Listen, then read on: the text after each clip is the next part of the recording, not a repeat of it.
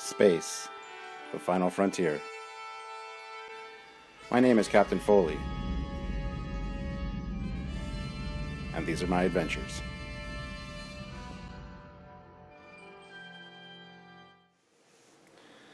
Hey guys, welcome back to the Captain's Log. I'm Captain Foley, and today I'm going to be addressing your questions. I did a little Q&A post in the Trekyards forum asking for your questions for today's Captain's Log, and you guys were gracious enough to want to know what I think about things, so let's get right into it. The first one comes from Dave Connor. Hey Captain, so seeing how Discovery Season 1 went and how we think Discovery Season 2 will go, personally, where do you see the future of the Star Trek franchise going, and why do you feel that way? Thanks, Dave. Well, Dave, I see them hopefully falling in line with visual canon by the end of the season. By the end of Season 7, they should be falling in line visually. Well, from what they've said, we know that they had to scramble after Brian Fuller left to kind of rewrite and add some extra episodes to Season 1. So I really hope that they follow through with that. I hope they treat the fans well. It seems like a lot of the people that are talking about CBS are the fans. They're not really being very successful in pulling in new viewers, in my opinion. That's just from what I've kind of seen and observed. I could be wrong about that, but where do I see the franchise going? I see them hopefully, I fixed my hair, sorry. I see them hopefully, like I said, falling more in line with established visual canon. It doesn't have to look exactly the same as it did in the 60s. We know that won't work. But I would like to see them kind of come around that way. As for Discovery, I hope it does 7 seasons, maybe even more. I would love to see it be the most successful Star Trek series ever. That would just be amazing.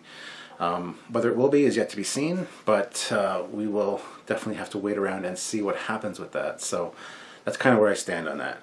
I hope that answered your question. Next is Douglas Clements, who's one of our Trekyards admins, by the way, so hello Doug. What ship from Discovery do you like the most, and if you could have a model of it, what would it be?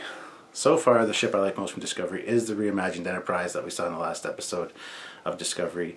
I tell you, just seeing those red Bizarre collectors off in the distance and then having it zoom towards the camera with that music really made me tear up a little bit, made me get emotional. I love seeing it. I thought it was fantastic redesign. That's how you reboot something. That's how you redesign it. That's how you pay homage to the original. That's what JJ's Enterprise should have looked like. Didn't, should have, though. So that's kind of where I stand with that. That's the one I would like a model of. I mean, the Shinjo is great. Discovery's cool. It's kind of growing on me. But besides those two, the Baran is really cool, as is the Gagarin. I can't remember the class for the Gagarin, but it's basically the Shinjo just upside down. That ship is fantastic. That's another one that I would like a model of, if at all possible. So there you go. Hopefully that answers your question. So Patrick Stevens has 3 questions.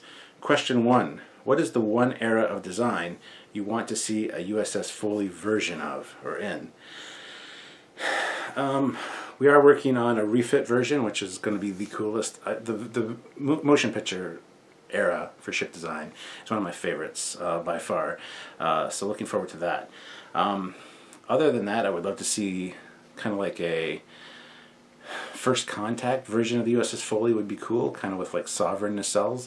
That might work for me. That might be really neat to see. So yeah, that's got to be my answer. Probably a sovereign class version, like First Contact era. Question 2. Do dreadnoughts need to necessarily have 3 nacelles? No. A dreadnought is just a more powerful ship, a little more heavily armored, or armed, as the case may be. So it doesn't have to have 3 nacelles.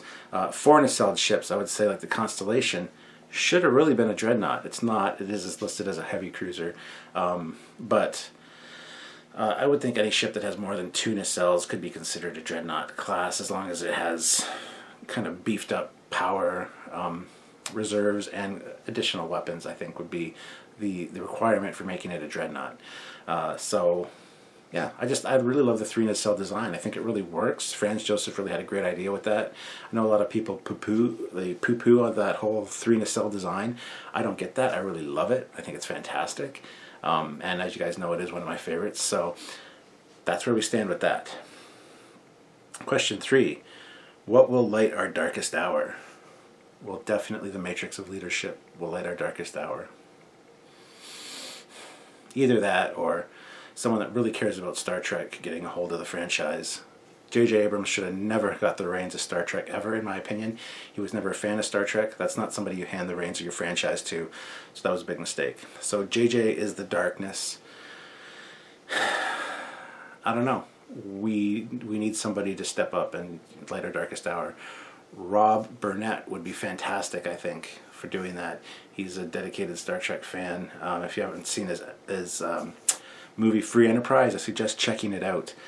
He's a fantastic guy. Met him, fantastic creator, and a fantastic Trekkie. So I think putting the franchise in somebody like his hands would be fantastic. We would see some great things from it. Either that or give it back to, collectively, the team that used to work on Star Trek. Rick Sternbach, Doug Drexler, John Eves. Give it to those guys. Let them work with it. So yeah, that would be my question. My answer. Brian Gross. How goes the USS Foley model, and when will be the release of the 1/1000 scale kit? The model is progressing nicely. There's been 3D printed parts made for it that have to be molded now and then cast in resin. The decal sheets have been made up. A few other things behind the scenes have been going on. So it's coming along very well. Hoping to have it ready for June, the first weekend in June for Wonderfest. Hopefully it'll be ready to be sold and announced at that time. So the Foley class kit is coming along nicely, guys. So stay tuned. Cassandra Graham. Are there Starfleet issued socks and underwear? If so, in which episode do they discuss them? Cassandra. No. I mean, there probably are, but they don't discuss them. We do mention it, though, in one of our episodes with Doug Drexler, because in the Mirror Universe, they don't just have agonizer booths, they have agonizer underwear. At least in our version of the Mirror Universe. So it just constricts and causes agonizing pain. So it's mentioned in an episode of Trekyards, actually.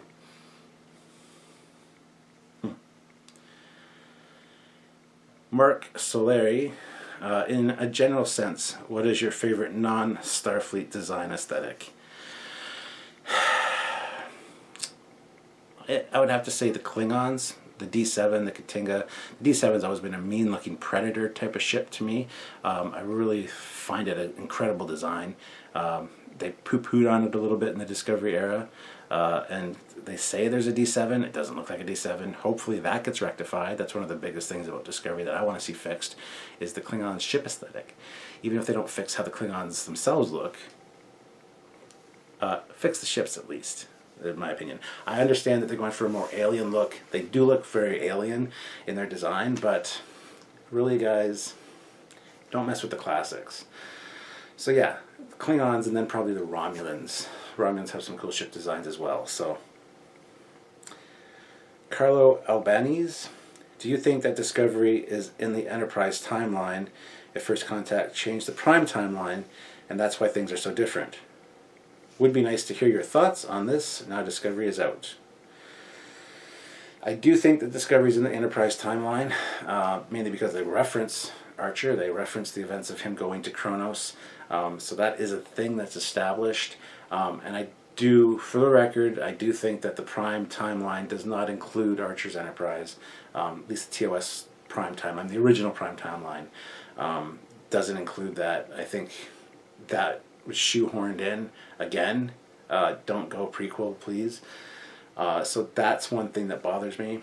It bothered me when Enterprise first came out, and I thought they would fix it with the Temple Cold War. They could explain it away, all the differences to the timeline, to the canon, but they didn't. So, Yes, I think Discovery fits into the Enterprise timeline perfectly. It's a nice progression of the tech from Enterprise, things like that. Do I think it's going to line up and come into play and come into the proper slot for the TOS timeline moving forward? We have yet to see.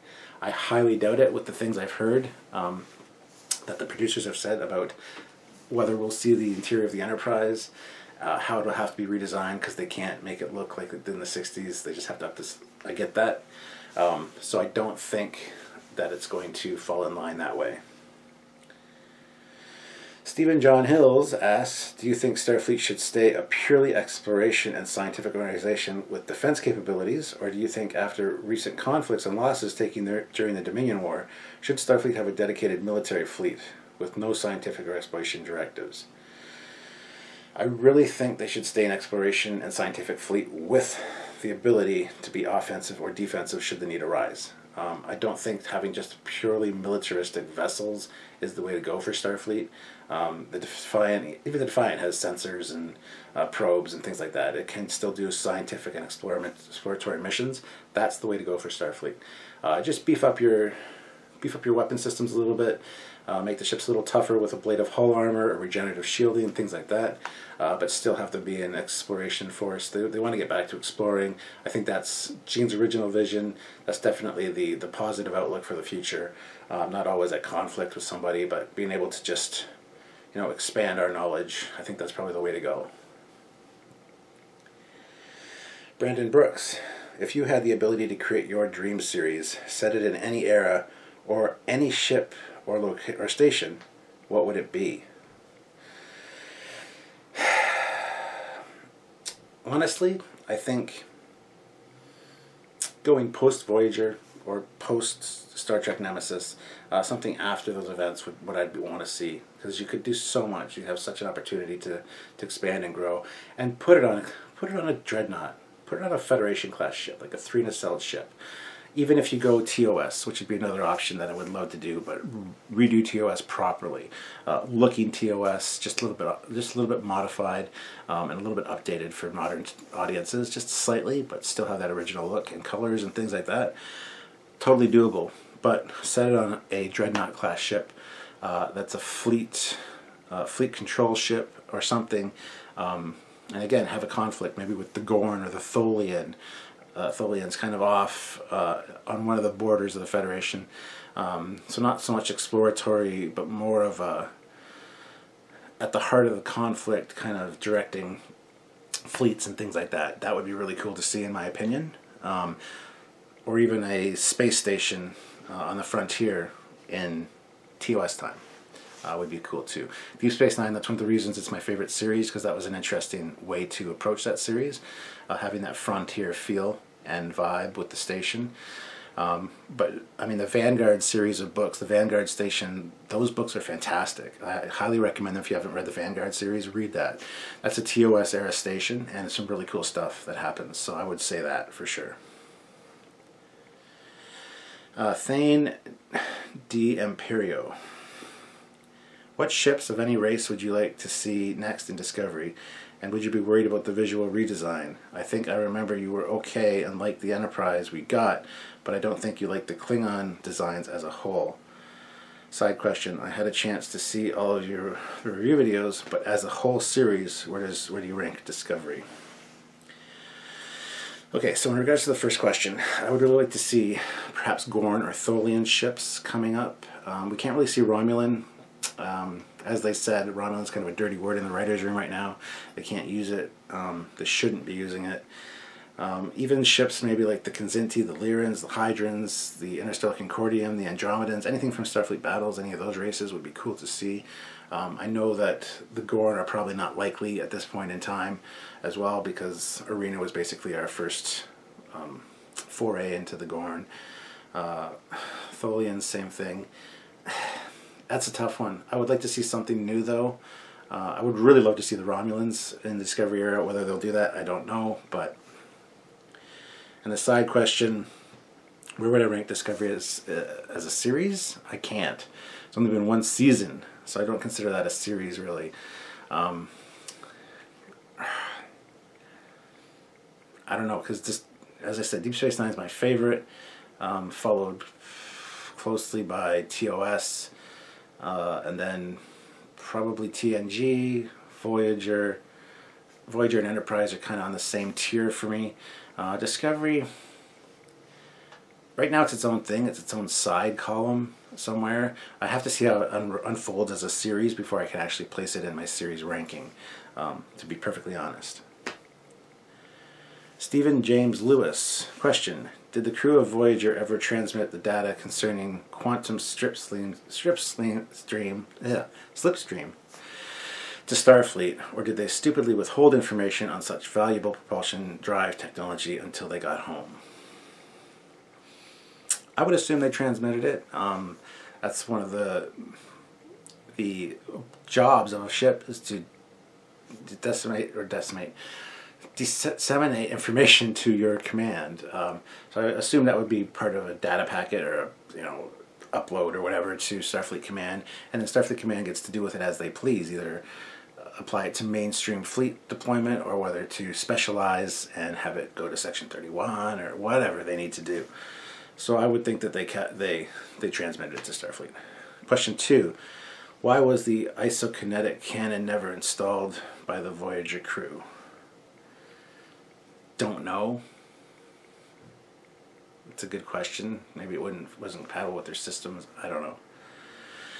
Question 3. Given the fact that Voyager was stranded on the other side of the galaxy, why did the crew not think of building their own cloaking device? Again, good question. Might not have been able to integrate it into their circuitry. Might not have been a viable option. Might have been too much of a design process. I'm sure they ran into some cloaks that they could have borrowed or traded or something. It's a possibility, I suppose. So I don't know how to answer that. I mean, it's because the writers said they didn't want that. That's probably the best answer. Brandon Brooks, if they decide to redo TOS today as a reboot, what changes would you like to see? Would it be only minor changes like making the inner grills glow, or would you make more changes such as adding phaser turrets like in Starfleet Battles and the refit? All those changes I would implement. I would have the inner grills glow. As you guys know, with my 350 scale Enterprise, my model, I have the inner grills that glow blue. I just think it's the way to go. It looks the best. It ties in visually with everything else we've seen. And Gene Roddenberry wanted it initially, but they couldn't do it because of cost, and by the time that they could do it, they'd have to tear the nacelles apart, and it would cause more damage to the model that they didn't really want to do, so I understand why they didn't do it. As for the nacelles and stuff, or the turrets, I mean, I really like the turrets on the Starfleet battleships. I think that's what they should have, and yes, I would have that. If I do another 350 scale Enterprise, I'm adding those. It's going to be like a 1.5 version, refit version. It's going to have self-illumination and things like that. That's another thing I would add, is self-illumination like that we see in the motion picture. But yes, definitely the turrets would be cool. To see the yellow turrets on there like the Starfleet Battles would be neat. And I'm sure those got implemented at some point. The Foley class that I designed has them. I'm sure maybe year 4 or 5 of Kirk's 5-year mission, they added those to, fleet-wide. So yeah, that's what I would do. And also, like I said, the interiors don't have to be exactly the same. As for the jelly bean buttons that everybody freaks out about, I would still have them, but they would be like little holographic displays. It would be a flat black surface. You'd power on the system. All these little red and yellow and blue lights appear just that far above the console, and they're tactile. You can feel them, and they look like glowing jelly beans or whatever. I think that's the way to go. You can make that look modern. You can do that. And it would look advanced. It would be super advanced looking, and it would still have that TOS feel to it. Even the toggle switches you could make a lot smoother and not so 60s and all out of alignment. You could have those look really good and make them look futuristic still. I don't see the problem with reinventing or redoing TOS.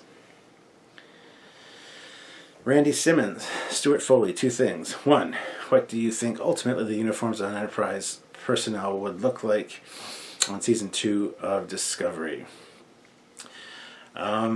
well, the ones we see in the background that are very similar to the cage style in the last episode were actually made for the series originally when Brian Fuller was in charge, but they decided with the new showrunners to change the uniforms, so those were set aside. They're already made, they're already ready for the actors, so that's why they used them at the end of the season, or the end of that season.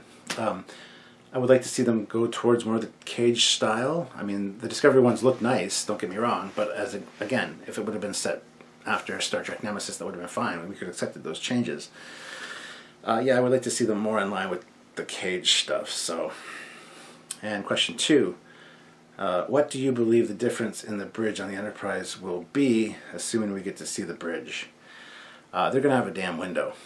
I know they will. Which doesn't line up with anything we've seen. None of the other ships have had windows until JJ, and then since then every ship has had windows. I don't have an issue with windows. I think it's a great idea.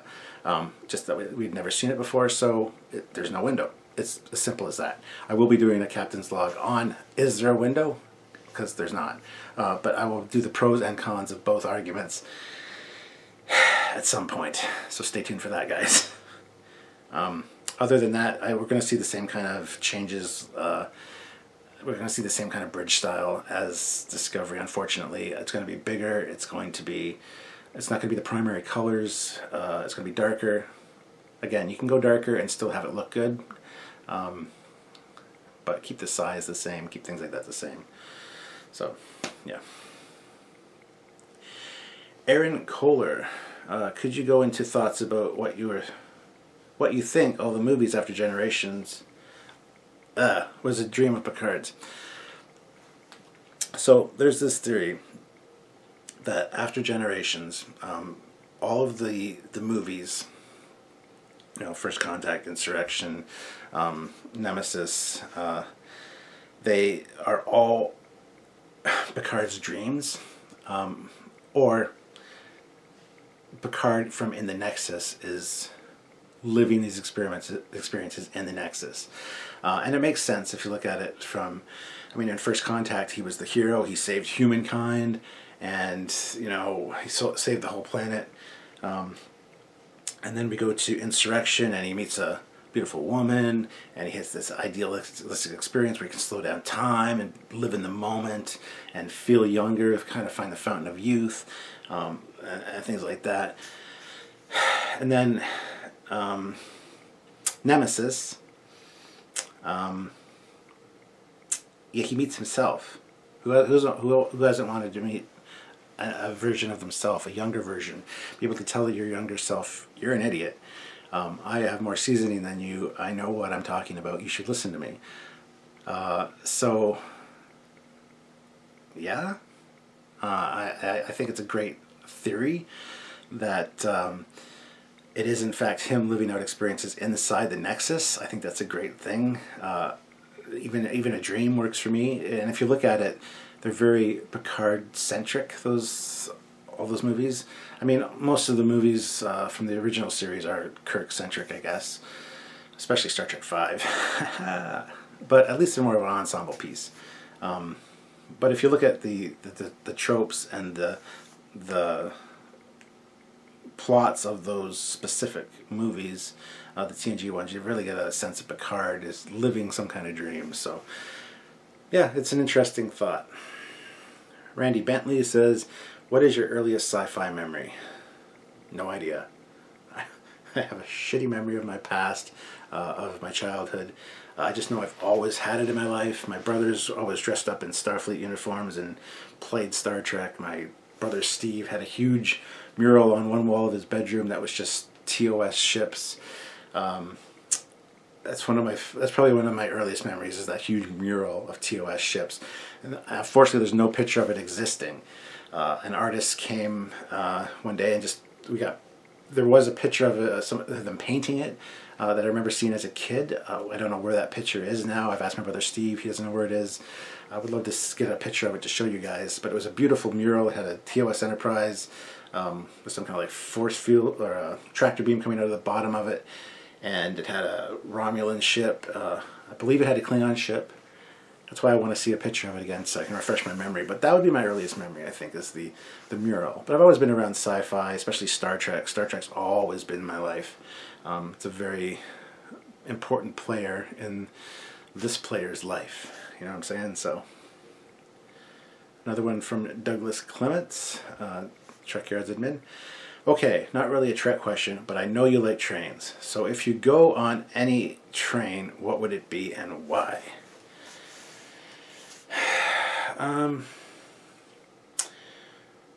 Everybody wants to do Murder on the Orient Express, do a murder mystery on a train. That'd be cool. My favorite locomotives are Berkshires and Hudsons and more 1950s American steam locomotives. So the European trains don't really appeal to me. I mean, they're stylish, they're pretty, but they don't have as much character, I think, as a lot of the 1950s American locomotives. I don't know, just even the Super Chief diesel that with the nice silver passenger cars, that would be fantastic. Anything like that. There's a train that runs from Toronto all the way across Canada to the Rockies, to Vancouver. I want to take that train so badly. My best friend, Mike Mueller, who passed away a few years ago, he actually went on that train like 20 years ago, right after high school, and he said it was beautiful taking the train through the Rocky Mountains and sitting in the observation car at the back and seeing the mountains all around you. It was just fantastic. So that would be my answer for that. And guys, please feel free to ask non-Star Trek related questions in these Captain's Logs as well. Jules Alexander Ross, what is your favorite Star Trek novel series? I think I kind of answered that already. I'd say the Vanguard series are pretty good. Also, the Judith and Garfield Reed Stevens books that are written with William Shatner, the Kirk kind of series. Those are ones I've read all of them. Those are really good. Those are really enjoyable as well. James McClue, I'd like to know why you think we see such diversity of starships within the Federation, while the other powers only seem to have similar numbers, have a smaller number, which they develop into their furthest potential. Do you think we have too many UFP Starfleet designs? Hoping I don't get kicked off the channel for heresy. No, and a lot of people make this argument that why aren't Federation ships named after Andorians or important Andorian historical figures or Andorian places or Andorian battles or Tellarite battles or things like that. So it's kind of an odd argument because there are a wide variety of Starfleet designs, especially in FASA and Starfleet battles. FASA more so. FASA, you got the Andor class, one of my favorite ships. It's an Andorian design. And I think that's the variety of ship designs for the Federation speaks to the diversity of the United Federation of Planets. So when I hear arguments that, oh, why aren't ships named this, or this, you know, Andorian, it's a valid argument, but at the same time, the fact that there is such diversity in the starship designs means that there's influences from the Vulcans, the Tellarites, the Andorians, and all the other charter members of the United Federation of Planets. So that's why I think there's such diversity in the Federation ships. Plus, it's the Federation, they're the good guys. The humans, something we can relate to, and it was very much developed, as I said, for Starfleet battles and FASA. A lot of kit bashing went on just to create a new ship, create your own design. And it's fun. I love, like I said, I came with the Foley class, and it's very much a TOS design, but it's unique. It's something special. So people love designing ships, and would I consider designing a Klingon ship? Maybe at some point, but it's not one that I would start with. I would start with a Federation ship, and I think a lot of people have that same mindset, so they design a Federation ship and then they never get around to designing anything else. That would be my thought. Leighton Dylan Gray. It's a standard oldie but goodie, but what was your first episode you saw and at what age? As a side question, did this episode grab you from the start, or was Trek a grower?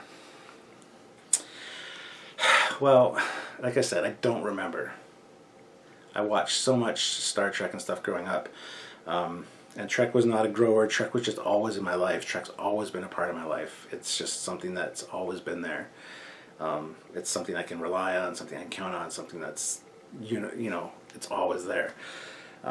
It's an anchor in my life, I guess. I don't remember what my first episode was. I do remember in my parents' basement where the main TV was, so the main sitting room area. I would, on like PA days or weekends, I would be down there and just put in Star Trek 2, put in the VHS. Then Star Trek 3, then Star Trek 4. And I would just watch these movies ad nauseum over and over again. And because we didn't have streaming service, we didn't have the internet, so I couldn't go back and watch all the TOS episodes. They were on TV when they were on TV. But we had the VHSs. And then the Columbia Music Company or Club, they had the one where you could get the TOS episodes, two per VHS, and I started getting those, and I think I did get the whole collection eventually. So I remember watching those a little bit, but I wasn't really super into TOS when I was younger because it looked a little outdated to me. It looked a little bit cheesy because I was used to the movies, and then TNG came around. But then I started to grow a real appreciation for TOS when I started playing Starfleet Battles with my brother, and just the ship designs on TOS are so fantastic to look at. So I went back and started watching TOS and really became a TOS fan, and that's the era, that's my era, that's the era I love, the TOS and the movie era. I'd say the movie era is my real true passion, and then TOS of course is the precursor to that, so it's tacked on there. But TOS is the golden child, I think. And it's the one that started the whole franchise. I think that's why a lot of people go back to it. It's easy to recreate. That's why there's a lot of fan films in that era. Not so much in the movie era because it's hard to build those sets and those uniforms. And I would love to see more movie era fan films, but that's where we stand with that question. So, Scott Clark, questions. Who would win a straight-out fight between Billy Shatner and Chris Pine? Both are in their physical prime, first year as Enterprise captain. I would say Chris Pine would probably win. That's heresy, I guess. But have you seen the shit kickings that Chris Pine takes in every Star Trek movie? He always gets the living crap kicked out of him, and he's always like bloody and beat up and bruised. Kirk only has a trickle of blood or a little slice across his chest or a little blood up here. He's never got a black eye. He's never got that beat the hell up look. Plus, the Kirk foo, it is strong, but it's odd. A double axe handle to the back, flying drop kicks, throwing garbage cans at people, throwing pillows at people is another one, punching women when they're not expecting it, go to give them a kiss and then punch them, knock them out. You know, he's kind of a dirty fighter, and they're not really the most technically advanced fighting maneuvers, so I don't mean to, say anything bad. The Kirk foo is good, but the Kirk foo is also odd, and I don't know if it would win in a real fight. And then he goes on to say, do you agree the Trek community can seem more favorable to non-canonical fan-made art, ships, and films than they are to actual canon? I ask this because based on reaction to Kelvin, Verse, and Discovery. Personally, I think there's a lack of consistency and critical thinking towards what I call real Trek versus fan Trek, whilst fully appreciating everyone's right to an opinion, which also extends to my opinion. So do you agree the Trek community can seem more favorable to non-canonical? Yes, because I think the fans who create and take the time to do fan-based shows and designs have the desire and the passion and the love and the reverence for the old school and for the canon that they put into their work. So I think that shows very much so in what they do, and I think that's why it's more accepted canonically than the actual canon stuff, because it seems like CBS, all they want to do is make things different. They want to change things. They want to change Star Trek. They want to evolve Star Trek, and it hasn't really worked in my opinion. If you want to do that, move on. Go, as I've said many times, go post Voyager, go post Nemesis. Do that. Go there. Don't keep going back and shoehorning things in where you have something, you know what it looked like before and you know what it looked like after, and then they completely screw up what it looks like in their new rendition of it. It does not work. How long did you expect your partnership with Samuel Calkins to last initially, and how long do you see it lasting in the future? Never really thought about it. And I can see no end to it, to be perfectly honest. I mean, we get along great. If I'm in a bad mood and I don't feel like recording or whatever, as soon as I'm on Skype with him for a few minutes, I'm feeling better. I'm looking forward to doing some recording. Even if during the recording I still don't feel like doing it, I feel like I've done something good at the end of it. He's a good friend. We talk a lot. We have a lot in common. And Trekyards is way far from being done. We have so much more we want to do and different plans and things, and the future is bright. It looks good, and hoping to see where it goes. So no expectations going into it, and still I can't see an end to it. I really can't. I can see us in 20 years being on a documentary about Star Trek, talking about all the behind the scenes we've heard, and because we've dealt with a lot of stuff behind the scenes. The politics behind Star Trek is insane. But I can see us in like 20 years being on documentaries talking about our time with Doug Drexler or John Eves or Rick Sternbach or any of these guys that may have passed away by then. Hopefully they don't. But you know what I mean? I can see us being there and being like, okay, yes, we did talk to them. We did, you know, and going back and referencing the interviews that we've done, that we've presented to you guys. We're documenting Star Trek history in essence. So, yeah, I'm very proud of what we've done, and I'm looking forward to what the future holds. So there you go. Adrian Dominguez, do you have a favorite Star Trek TV series intro music theme? Deep Space Nine's really good. You can't beat the classic, or the classical. TNG is awesome. Not a fan of TOS, to be perfectly honest. Always thought it was cheesy and corny, and still do. But the classical redo of the motion picture era music into TNG, I think, is the one. Deep Space Nine's good. Voyager's good as well. Very good. I do like Enterprise. It grows on you after a while. At first I was very opposed to it because it wasn't Star Trek enough for me. But when you listen to the lyrics and you see the passion and the pride that Doug has for Doug Drexler, what that show accomplished and what they did with it, you gotta love Faith of the Heart. I know a lot of people hate it, and whatever. You can roast me all you want. I don't care. I love it, but I have to say my favorite would be Deep Space Nine, probably, because it's the most cinematic, it's the most dynamic, it's the most... because it is my favorite series now, so it really gets my juices flowing when I hear that, so that would be it. TK Williams, can I have your collection? No. Moving along. Michael Crawford, ooh, the Phantom of the Opera. Just kidding. What are your thoughts of a reboot of TNG, Deep Space Nine, or Voyager? Please, for the love of God, no. Leave them alone. They're perfect the way they are, even with all their flaws, because every Star Trek series has flaws or bad episodes or plot conveniences or holes, and we're going to be reviewing them all eventually. So we'll go into all that. But leave them alone. Don't redo them. Just make new stuff. Even if it's in the same, even if it's in the same time period, but make it look visually the same. Sean Shiana, sorry if I mispronounce anybody's name. Do you find the huge variety of Starfleet ships to be bewildering, and do you miss the more selective fleet we saw in TOS and the earliest movies? I guess this is a slight variation of Mr. McGlue's question. I don't find it bewildering. I love the FASA designs. The FASA fleet is so rich and diverse. I think that's fantastic, and I think that's exactly how the Federation should be, especially, as I said, with all the different cultural influences.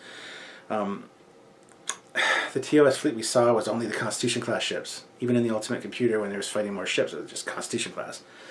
So, really, the TOS fleet I think you're referring to is the Franz Joseph one. That includes the Federation class, the Saladin, the Ptolemy Tug, things like that. So like a small fleet of like 5 or 6 select designs. And I think that's the ideal TOS fleet. But then you look at Starfleet Battles and you look at FASA, and the ships they designed are pretty fantastic, some of them. Some of them are kind of like, huh, what were you thinking, why? But at the same time, they're unique, they're cool. And then there's some really fantastic designs, like the Andor class. As I said, it's my favorite design. It's a fantastic design. So, yeah. I hope that answered your question. Ross Trowbridge. Did a pair of Mirandas actually fly close cover for the Defiant for a couple of hours before they were destroyed, or did they die in seconds like all the others appeared to do in Deep Space Nine? Well, I'm sure they flew escort duty for quite a while, taking a bit of damage, inflicting quite a bit of damage, and protecting the Defiant. Absolutely. Christopher Flores. What tips would you give a fan who is about to meet one of their favorite sci-fi actors? What questions should they ask or not ask? Just be yourself. Tell them why you love what they do. Don't go into it. And I know with some actors you have to. Like Shatner, I wouldn't go into a Shatner interview with just Star Trek questions. I'd have to be like, how's your horses? How was your competition last month? Like, you'd have to do some research. Or things like Patrick Stewart, you might want to say something like, so I hear your first on-screen kiss was with a man in the movie Life Force, which is a true fact, by the way. You know, something that kind of gets him, like, oh, you saw that kind of obscure movie. And if you haven't checked out Life Force, check out Life Force. It's really good. Patrick Stewart's in it. It's like one of his first acting gigs, right around the time of Dune and Excalibur, which Excalibur is my favorite movie of all time, so you should check that out as well. But something like that would kind of break the ice and have them be like, oh, yeah, that's my first on-screen kiss with a guy, and it just got better from there kind of thing. So just do your research, maybe. Look into things that they themselves are proud of and just mention it, and then focus on what you want to talk to them about, because it's your time with them. You don't get it very often, so just enjoy yourself. Sean Shiana, would you enjoy seeing a recolorized TOS episode, or The Cage or No Man Has Gone Before, which showed the command base shirt uniforms in their actual green color? No, I don't think I would enjoy that. As a sidebar, do you know any fans who would have the computing power to create such a properly recolored example? No, I actually don't. I mean, I probably know somebody, but I just don't know what their computer can do, so I can't say. Then sidebar number 2. What would you think about recolor a later series, TNG, Voyager, Deep Space Nine, and movies, so the uniform colors were consistent with those established in TOS? I think that'd be an awful idea. Just my personal opinion. And of course, we've all seen the TMP era uniforms that are colorized to TOS, and it's like, no, don't do that. No. Looks cool, but don't. Jim Shavers says, 1. If TNG and Voyager were still running, what kind of tech would we be seeing? I mean, if visually, I mean, just special effects wise, you'd probably see more holograms and stuff. There were some holograms in early TNG, but they're just too expensive. There was one of a planetary system above Picard's desk, I think, in season 1. So I think you'd see more of that kind of stuff, and we do kind of see that in Discovery. I think that's kind of where they would be, but I don't know if you mean in universe or, you know, real world effects.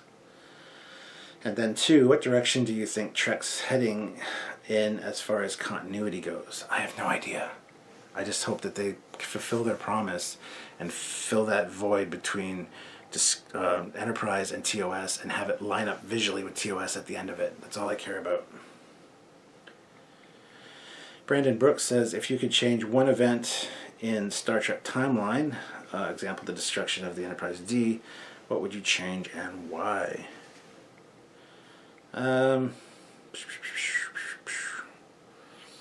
That's a good question. There's so many. I might change the destruction of the Enterprise refit. I would like maybe, I think the initial idea was to have it saucer separate and crash the saucer into the planet, but not the secondary hull. I think that'd be cool to see. I don't think everything plays out the way it's supposed to. Otherwise, the Time Police would show up, unless you're in the JJ verse. So really, I can't answer that question. I don't know. I'd have to think about that long and hard. Sean Milligan, is it time we 90s Trek fans got to find out what happens canonically in the Prime timeline after Nemesis? It is. Been saying that all along. If you had taken Discovery exactly as it is, the altered Klingon look, the altered Klingon ships, everything, and put it post Nemesis, we would eat that shit up and love every frickin' mouthful. You know why? Because it could all be explained But when you try to shoehorn it in into established canon and established timeline, it doesn't work. Don't change things for the sake of change. They do have more seasons. They can fix it. I know. Will they? I doubt it. I had hopes that Enterprise would fix a few things, and they didn't either. So, yes, we need to find out what happens after Nemesis. We need a new series starting after Nemesis. Sean, Shiana again. We have always had serious shows about life in the military, but there have been funny ones too. F Troop, McHale's Navy, Sergeant Bilko. Could a half-hour sitcom exist in the legit Star Trek universe? I'm not talking about the Orville. I mean a series which highlights other facets of life aboard classic canonical ships, not the Enterprise necessarily, however. Hint, I am ready, willing, and able to write that. James Cawley has the sets and production infrastructure. Your fans may have the cash to crowdfund a pilot. We could make a 22-minute proof of concept to show CBS. No. It'd be interesting to see whether you can make a whole series out of it. I wouldn't want to. It would just cheapen Star Trek, I think. So no. Sean Shannon again. Do replicators throw in any variation to each serving? And is each serving identical? Hey, you got more black olives on your pizza slice than I did. Do they put an occasional hair, sterile of course, in the food for comedic touches? I would hope not. But I can see you being able to program your replicator to say, I want variation. I want a pizza that has varied toppings each time. Or you can say, I want specifically 6 slices of pepperoni per slice every time. And your replicator would do that. I think there's very much you could do with that. And yes, you could probably throw in a fly in the ice cube kind of gag, or fly in the soup every once in a while to a buddy or whatever. I can see that. But yeah, whether it does it automatically, I doubt it. Sean Shannon again. Do you think Will Decker, Ilea, the 3 digitized Klingon vessels, and all the other flotsam absorbed by V'ger might still exist on some plane? And can those things be returned to the natural universe? I'm sure they do still exist on some plane, and I'm sure they could be brought back into the natural universe. At the end of the original script for the motion picture, once V'ger was destroyed, the 3 Klingon ships showed up again, even because they were just digitized or whatever. It was fresh enough that they came back, and they actually shot the Enterprise, ending in a saucer separation, which it was storyboarded. We talked about it in our saucer separation episode. So it's storyboarded, there's art for it. Would have been cool to see, but I'm glad they went the way they did. But yeah, it's totally possible that those things could come back. Sean Shiana again. Sean, would you like me to stop posting questions now? Yes, I think that would be good. Just for now. No, they're good questions though, so good job. Joss Pinson, a quick preface for my question. When I think about the Prime timeline versus the Kelvin timeline, we know that the destruction of the Kelvin and later Vulcan caused a chain reaction of future events in the Kelvin timeline that will be different from Prime. Some events that occurred in Prime will no longer occur in Kelvin at all.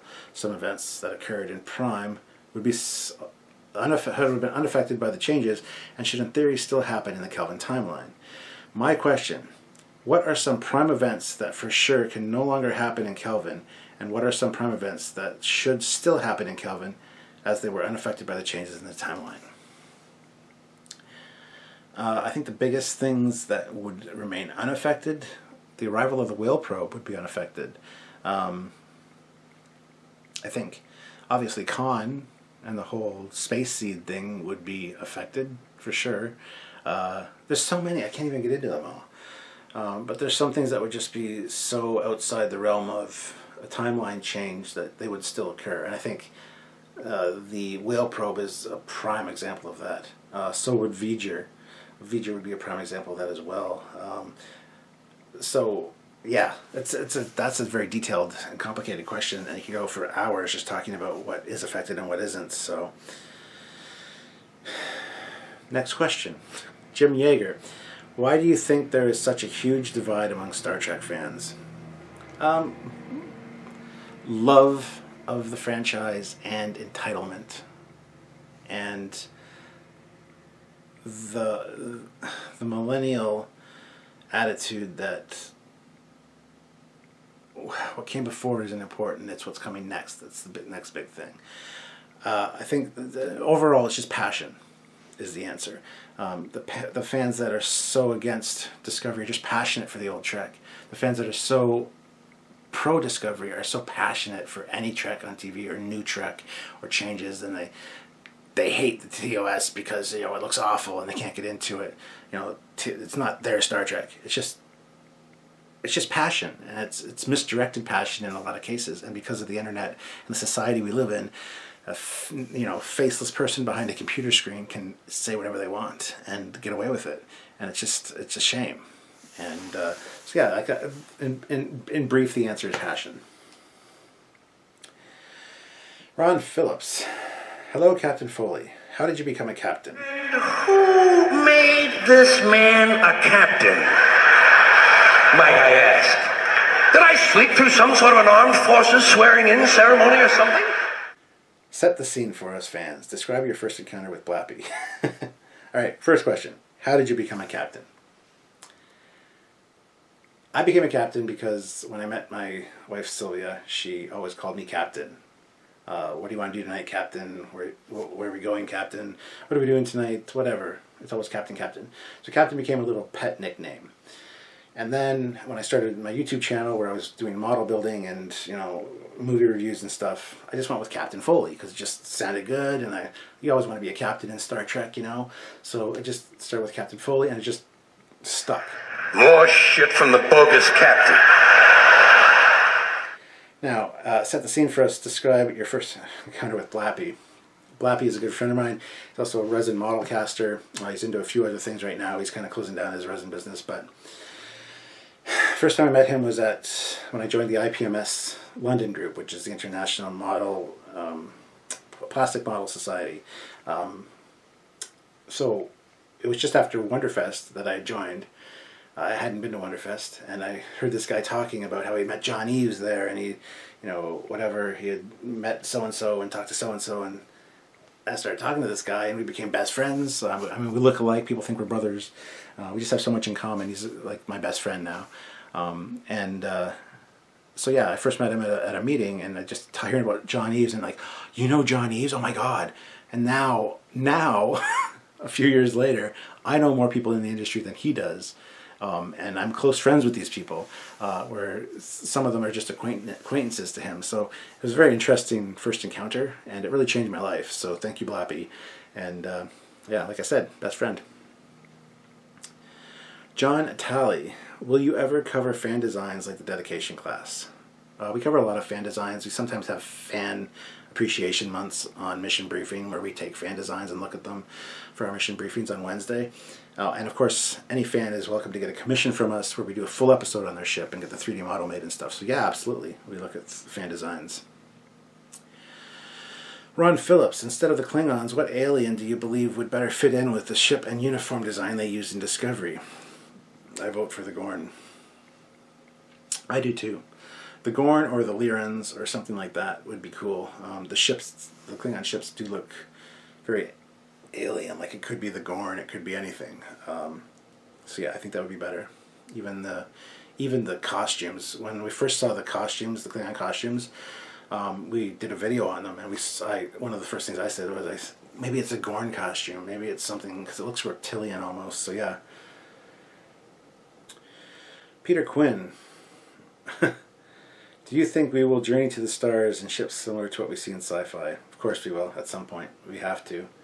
I just hope we have faster than light travel and don't have to go in stasis for 40 years and lose everybody we got left behind, kind of thing. Josh Larson again, or Josh Larson, sorry. What is your least favorite ship of Star Trek? Visual, technical, power, etc. Least favorite ship of Star Trek. Oh my goodness.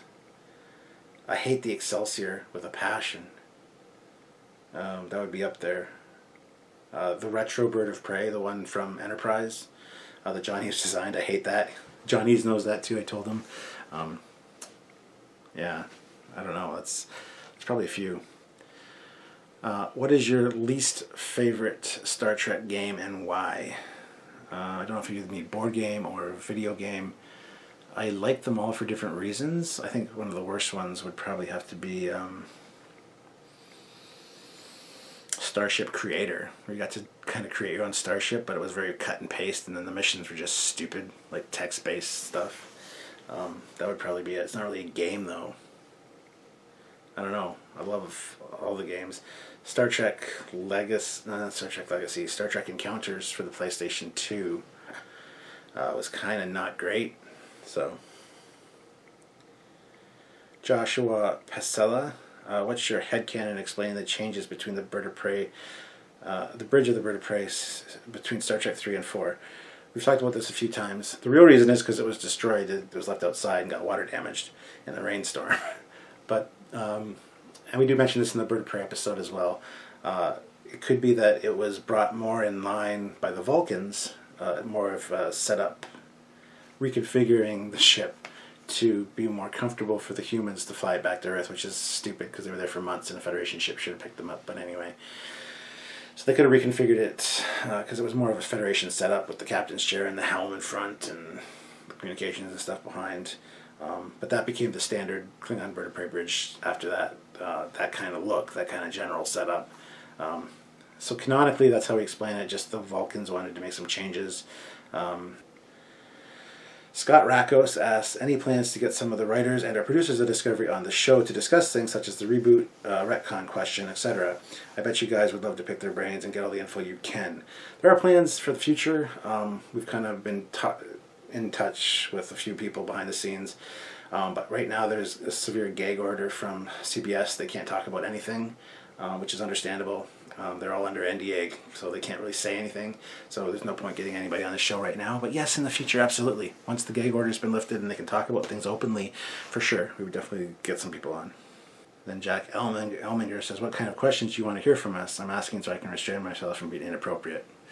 And I just basically said, anything. You can ask anything. If I find it inappropriate, I just won't answer it. Simple as that. Fedius Maximus, how would you feel about lightsabers as a form of combat in Star Trek? LOL. No. For the love of God, no. Matt Toms, good friend of mine. Will you be getting over to the UK? Yes, at some point I will be, and I'll be coming to visit you in your little town of Norwich.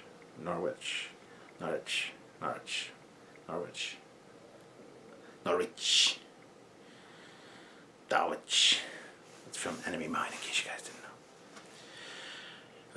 Tim Gavin, if you could bring one piece of Trek technology to today, what would it be and why? Either a replicator or a transporter. Probably a replicator. It would take the strain off of the global economy and provide food for everyone and building materials and just make the world a better place overall. But other than that, it would have to be transporters. Every time I have to move a piece of furniture or move my kids out of the house or move a house or whatever, it's always like, I wish I had a transporter to set coordinates and beam all this shit over there instead of having to move it down, up and downstairs. Michael Turano, did Burnham die in the Prime Universe before the events of the USS Defiance spilled over from the Mirror Universe? Would the electric bugs have destroyed the prison transport without Lorca? Did Burnham die in the Prime Universe before the events of the USS Defiance spilled over from the Mirror Universe?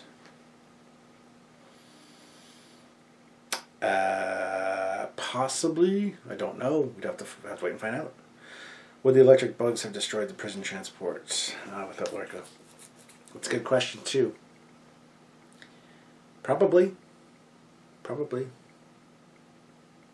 Good question.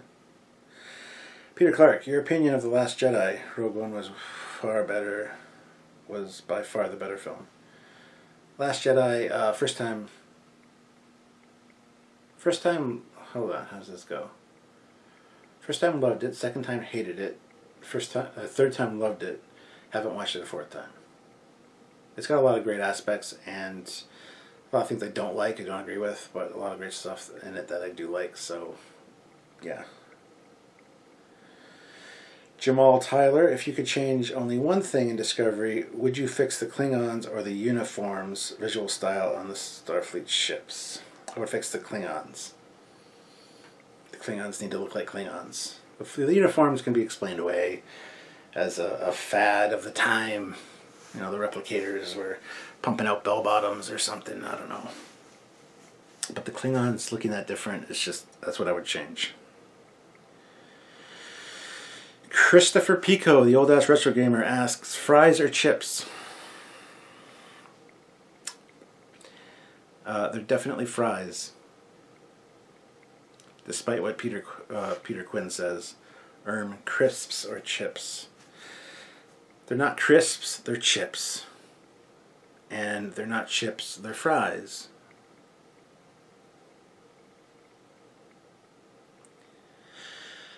Ryan Gustavson. When are you going to promote yourself to Admiral? Never. I'm an Admiral in the Mirror Universe, though, so does that count? Maybe. Nathaniel Walker. When you become Admiral, how will you go crazy? Even Admiral Kirk went crazy with power, stealing the Enterprise. I'm going to hijack Trekyards. I'm going to become a global dominating force, and I'm going to take over Star Trek and control the franchise myself. I'm going to buy it from CBS, because we're going to make millions of dollars somehow by inventing transporters for a moving company using transporters, and a replicator technology company. And I'm going to buy Star Trek from CBS and Paramount and merge them back together and create the series everyone wants to see. Post-Nemesis. Do you understand? Move on in the timeline. Stop shoehorning things. Henrik Berntsson. Sorry if I pronounced that wrong. What are your thoughts about the fantasy-esque storytelling surrounding Star Trek II to Star Trek IV? I myself feel that the three movies are more than the saga than the Star Trek Tech movies that are my favorites when we talk Trek, but I want your opinion on this. Best regards, Henrik. I've said this many times before. If I could only watch 3 Star Trek movies for the rest of the time, it would be Star Trek 2, 3, and 4. Because they are one movie as far as I'm concerned. They're one story. They tie together so beautifully. Those are my 3 favorites as a core movies, for sure. Jamel Tyler, you can import one ship from any other sci-fi anime cartoon universe into Star Trek. The crew comes with it. Which do you choose, and what era of Trek do you bring it into? Battlestar Galactica, the original Battlestar Galactica, into TOS. Just because classics and retro and awesome. Glenn Holland. Hi, Captain Foley. Question for you. Was the Intrepid class the only starship to have movable warp engine pylons, or was there other starships to have them? Canonically, only the Intrepid had. I'm sure inside canon in a book or something they might mention another experimental one that has them. It could be that it was something that was experimented with and never really went anywhere, would be my guess. So that's what I'm saying. Chuck Barnum, I got one. What were the ships the Maquis used, and how big were they? Because there's still a lot of confusion out there about them. Well, I know Chakotay's ship was the Juday class starship. We've done an episode on these, the Maquis Raiders, and the different sizes, and it's one of those size conundrum things, like the Voyager's Borg cubes are smaller and things like that.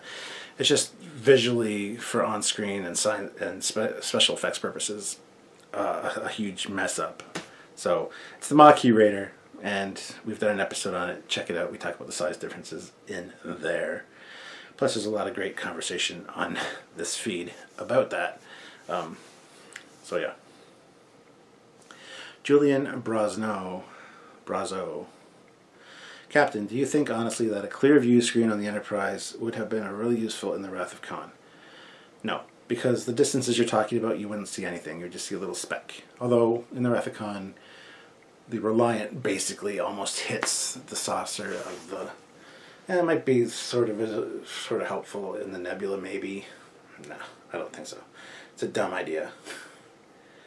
Chris Grant, any plans to build a Mobius Models USS Franklin kit? At some point, yes. I might pick one up at Wonderfest. It is 350 scale. I just picked up the Resistance fighter set from Bandai for Star Wars with the 350 scale Falcon, which I'm currently painting. And I'm looking forward to displaying it with my 350 Enterprise. So, 350 is a good scale. I might get the Franklin. We'll see. Daniel Cook. Okay, I got 2. The first, knowing what we know about space travel now, if had first been made today, what do you think it would look like?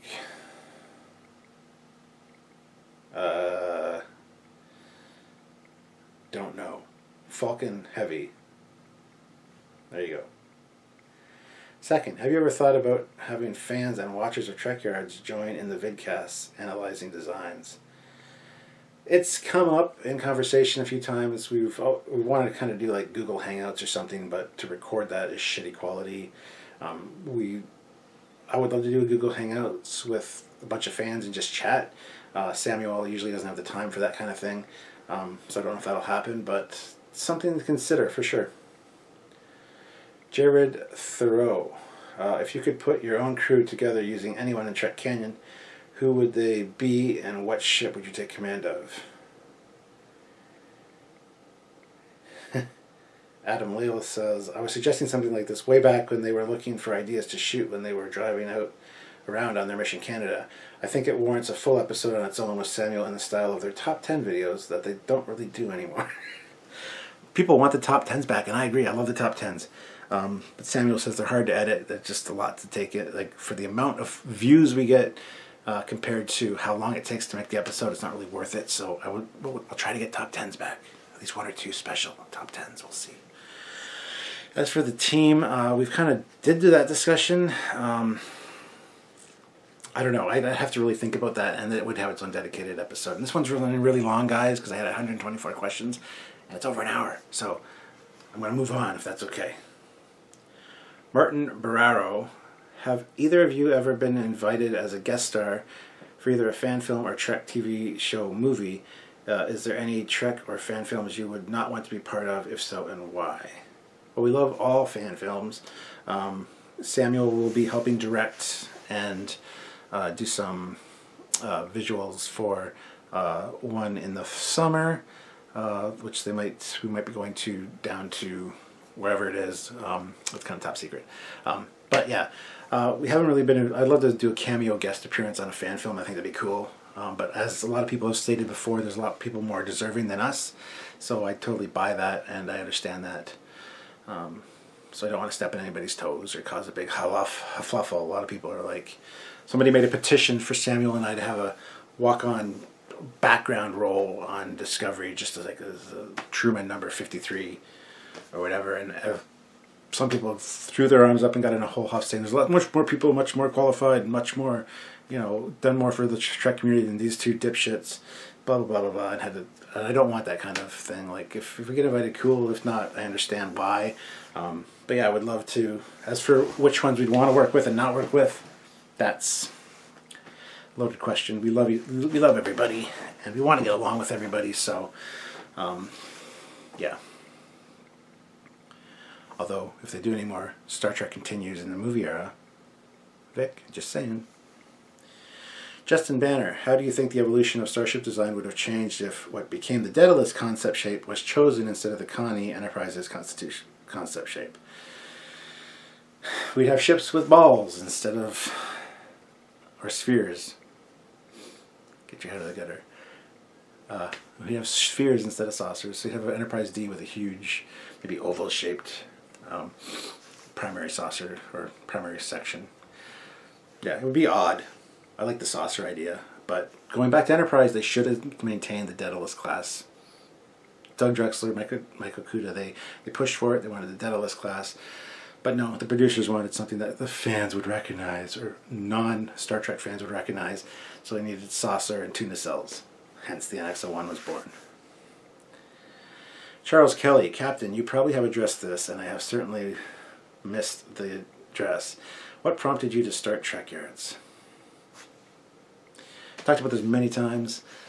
Samuel just contacted me because, as I said, I had started this channel doing model reviews and movie reviews and things like that, and he watched my Star Trek II movie review while he was editing something together, learned a few things that he didn't know, which surprised him, so he contacted me, reached out, and we started talking back and forth and decided we both love ships. Hey, we want to make a show. Hey, how would we make this show? Let's make a show that we ourselves would want to watch, and Trekyards was born. Peter M. Sheridan. On the original design of the Excelsior, the top center back portion where the impulse engine is located, the top area is different than the original design. Also the same for the forward section of the design area connected to the shuttle bay. Why the changes, and why did they make them look not as interesting as the original design? First of all, the Enterprise B design is way better than the Excelsior. Because I like the Enterprise B design. For some reason, I don't like the Excelsior. I don't understand why. We've talked about this many times, especially in our Enterprise B and Excelsior comparison video. I'm not going to go into that. We've talked about that a few times. So I'd say check out the video. Look up Trekyards, Excelsior, and Enterprise B, and you'll be able to find the video. Peter M. Sharon in again.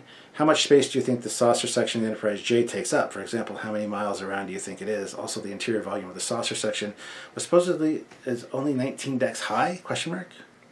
Yeah, nobody says how tall a deck has to be in that era. It could be like 30 meters high or whatever, and just have like huge skyscraper buildings per deck. That's a deck. Many decks within that deck, but it's a deck. As for the math, I'd have to figure out how many miles around it is. I don't know. A lot. I can't answer that. Don't know. Ron Phillips, what was your favorite mission on Star Trek Online, and what's your favorite ship on Star Trek Online other than the TOS Enterprise Cruiser? My favorite ship in TOS is the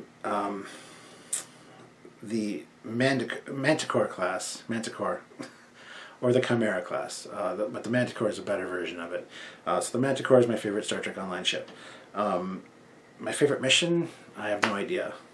There's been so many good ones. Any of the Agents of Yesterday temporal, going back in time ones are really good. Avon Raitt, good day to you, sir. Long-time viewer, Lieutenant Commander Raitt here. In the episode Descent Part 1 from the Next Generation, Sir Stephen Hawking was one of the three great minds of Earth science, along with Albert Einstein and Sir Isaac Newton. That data used to create holographic recreations with which to play poker and converse for recreation. Hawking is considered one of the most brilliant theoretical physicists of the 20th century Earth. He developed a quantum theory of gravity in which he sought to link the two major theories of physics, quantum mechanics, and relativity, which was played a very big part in Star Trek's story over the years. What do you think is the best to work with relativity or quantum mechanics for making good stories? From a storytell perspective, I like quantum mechanics as you use it to go forward and back in time and can really tell a humanitarian question. Which one out of the three is your greatest mind of the 20th century? Many thanks from a fan and crew member. Oh, I can't take anything away from any of them. Maybe Neil deGrasse Tyson. Anybody throwing tomatoes at the screen yet? Sorry. I don't know. Considering Sir Stephen Hawking just died. Sir Stephen Hawking, yeah, he was knighted, okay. I'm going to have to go with Stephen Hawking. I don't know. That's a loaded question. I can't answer that. Michael Burns, if you were stationed on a starship starbase, would you rather have a real pet or a holographic pet? Also, by some random stroke of luck, you end up with a mobile emitter. Hey, it's Star Trek. These things happen. Congrats. Now you can take your holo pet anywhere. Which would you choose? I want a real pet. Holographic's nice. It wouldn't die necessarily, but can't not have a real pet. I mean, I got Precious and Dot, my two little puppies. I would need a real one. Although it'd be more convenient to have a holographic when you can turn it off and not have to worry about it dying during battle situations or the ship gets taken over or things like that. But John Gossin, if you could expand on any standalone episode and make it into a two-parter, which would you choose? Oh, this is another loaded question. Doomsday Machine, Balance of Terror, Yesterday's Enterprise. So many. I can't answer it. Brian Gross, are there any plans to do a TARDIS breakdown for Fleet Yards? Yes, there might even be a TARDIS week where every day of the week we look at a different TARDIS because they're all different. Paul Clinic. Sorry, Paul. Do you have a favorite Star Trek tech manual, and what makes it your favorite? Definitely the Franz Joseph Technical Manual, and what makes it my favorite is it was my first technical manual. It was my Star Trek Bible for years. It's got my favorite ship in it, the Federation class Dreadnought. So that's the one. Franz Joseph put a lot of work into that, and that is the one that really speaks to me. Next to that would be the TNG one, mainly because it was written by Rick Sternbach, and I've got a chance to meet Rick Sternbach and talk to him in depth about it, and had him autograph it, and so yeah, but definitely the Franz Joseph one is the one I grew up with. It's my baby. Justin Manasik. Based on the blueprints for the TOS and TMP Enterprises, isn't the TMPE a refit in name only? Can we do an overlay to the screen to show that it's not physically possible to turn one ship into the other without building a new ship? I have the Enterprise blueprints if you don't. This should settle the canonical design of the Discovery E once and for all. Fans already accept the visual reboot. Blah, blah, blah, computer rebooted. No. Okay. We talked about this on a comment the other day. It is clearly a refitted ship. It's just built over the superstructure of the Constitution class. If you look at all the shapes and sizes, they're all slightly bigger than the original Constitution class ship. The refit has a more barrel-shaped secondary hull.